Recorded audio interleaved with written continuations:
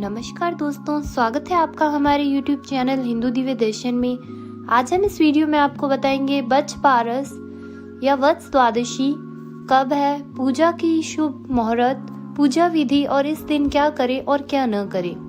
हिंदू धर्म के अनुसार वेदों में वत्स द्वादशी या बच्छ बारस को एक महत्वपूर्ण पर्व माना गया है। यह उत्सव श्री कृष्ण भगवान के बचपन के रूप को स्मरण करता है और उनकी पूजा अर्चना का अवसर प्रदान करता है।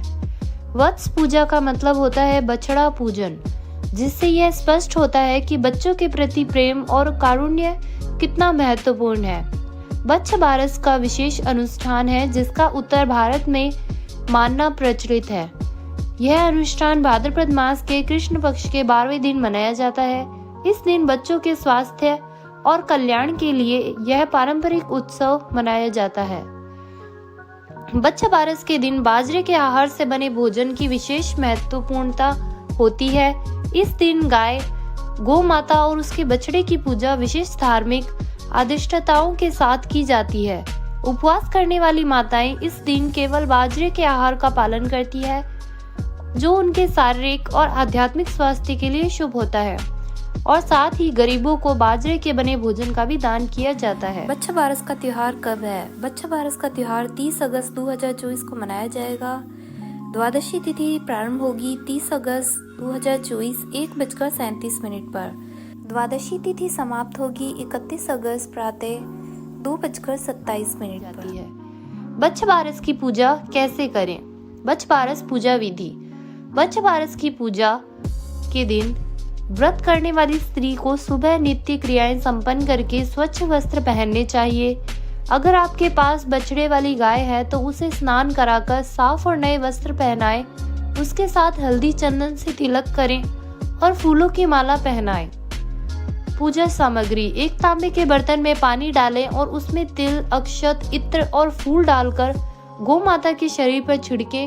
मंत्र पठन के बाद गाय के खुर पर जल चढ़ाएं। यह करते समय निम्न मंत्र का पाठ करें: क्षीरोदार्ण वास भूतम सुरासुरन नमस्कृते सर्वदेवमये मातृग्रहण्यम नमो नमे। गाय माता के खुर पर लगी मिट्टी से अपने मस्तक पर टीका लगाएं, आरती दीपक जलाएं और गौ माता की आरती करें। इसके बाद में बच्छ बारस की व्रत कथा सुने और कहें। व्रत के पूरे दिन व्रती को गेहूं, जौ और गाय के दूध से बनी चीजें को सेवन नहीं करना चाहिए।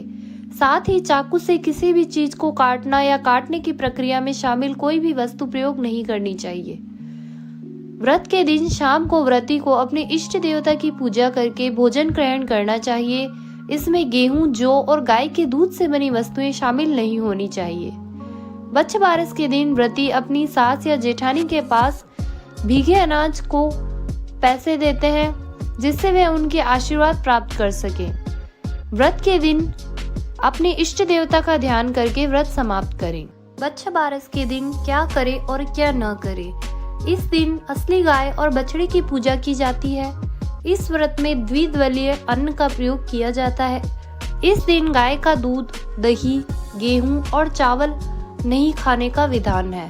बाजरे की ठंडी रोटी खाई जाती है। इस दिन अंकुरित मोठ, मूंग और चने आदि का भोजन में उपयोग किया जाता है और इन्हीं से बना प्रसाद चढ़ाया जाता है। इस दिन चाकू द्वारा काटा गया कोई भी पदार्थ खाना वर्जित होता है। बच्छ बारस या वत्स द्वादशी क्यों मनाते हैं? इसका कारण विशेष प्रारंभिक संस्कृति में आवश्यकता से उत्पन्न होता है।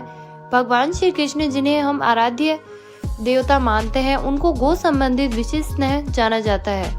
उन्होंने गौ सेवा के महत्व की महत्वपूर्णता को लोगों के सामने प्रस्तुत किया और गाय को माता के रूप में सम्मान दिलाया। श्री कृष्ण खुद भी गौ माता की सेवा करते थे और उनके इस आदर्श को देखकर कामधेनु ने बहुला गाय के रूप में उनकी गौशाला में स्थान पाया था।